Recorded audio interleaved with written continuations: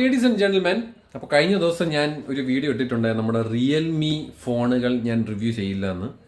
Apparently അവിടെ നിന്ന് തന്നെ ആൾ വിളിച്ചിരുന്നു and they gave like an explanation on why the price hike, why no periscope on the phone, ഇതിനൊക്കെ ഉള്ളൊരു എക്സ്പ്ലനേഷൻ തന്നിട്ടുണ്ട്. എൻ്റെ ഒരു സംഭവം ഞാൻ വിചാരിച്ചത് 15 Pro Plus എന്ന് പറഞ്ഞിട്ടൊരു മോഡൽ വരുമായിരിക്കും, അതിൽ പെരിസ്കോപ്പ്, ബിക്കോസ് അവർ കഴിഞ്ഞ വർഷത്തെ മോഡലിലൊക്കെ പെരിസ്കോപ്പിൻ്റെ ഒരു സെൻസർ പ്രൊവൈഡ് ചെയ്യുന്നുണ്ട്. പക്ഷേ ഈ വർഷം അവരത് തന്നില്ല.